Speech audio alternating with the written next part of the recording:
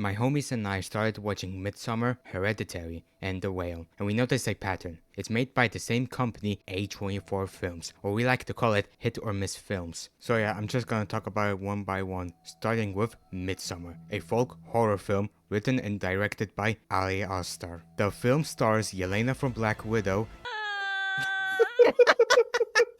and Shane Dinson from Age of Extinction as a dysfunctional couple who travel to Sweden. I want to know just what in the fuck is going on here. With a group of homies for a Mid-sommar festival, only to find themselves in a group of a cult practicing Scandinavian paganism. I apologize if I butcher it. I assume this movie is supposed to be a disturbing and very creepy film, relying on the religious cultists doing weird crap, which I guess showing explicit gore and sex scenes considered to be horror.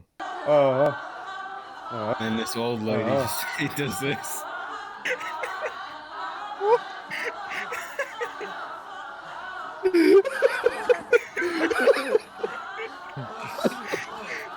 It's supposed to be disturbing because it's actually funny. I apologize if I sound like an asshole, but watching this film we never felt worrying or uncomfortable. If anything, we had a different experience. I think he's also an incel. I might be wrong.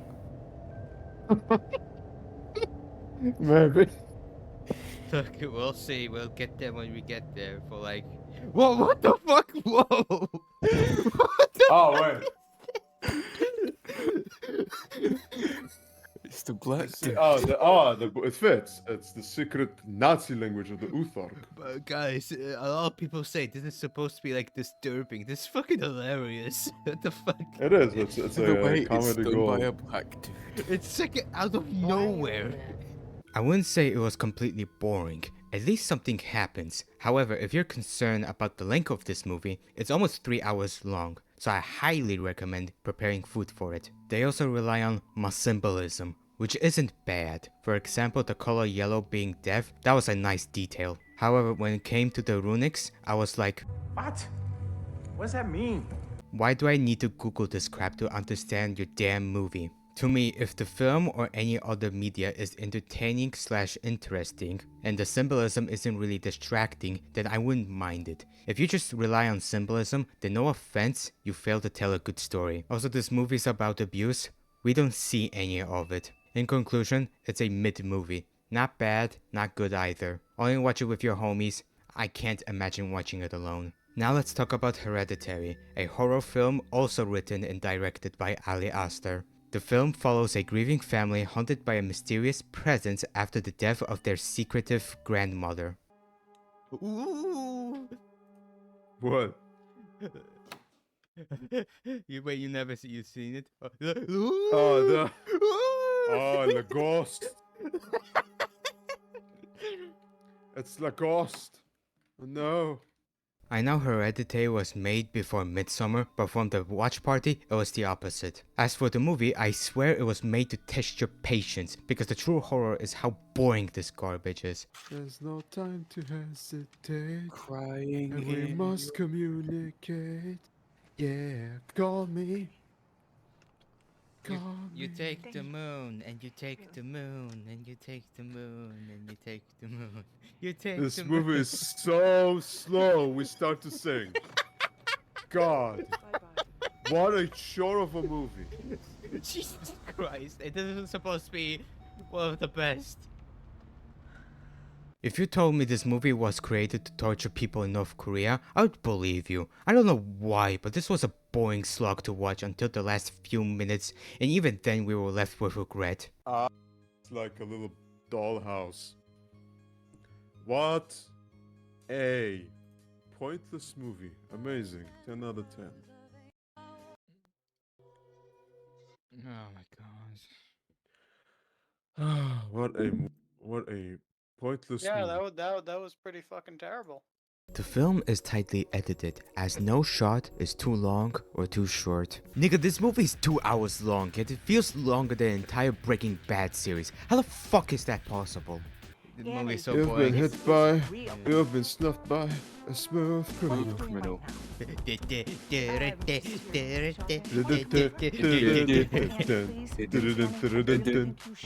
Have that, guys. Dude, this movie is so boring. It makes Midsommar look. I guess this is the true horror. It's so boring.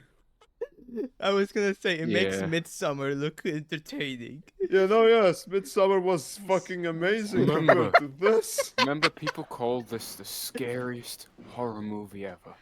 Wow, people have those standards. Where's the know. head bang scene? That's at the end. Yeah. What is this reaction?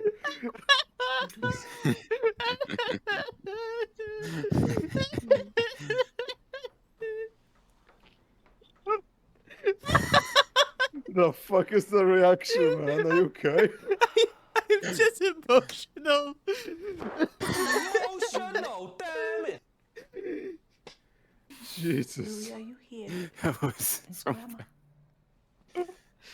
Don't get me wrong, Mother's performance, very good. But is it scary? No, and I don't understand people getting scared off. My take is this, if you've seen Midsommar, you've pretty much seen Hereditary. Now let's talk about The Whale, a depression movie I suppose you could say about a morbidly obese Discord mod who tries to restore his relationship of his teenage daughter, Max Mayfield. You know what? Listen to me. Listen.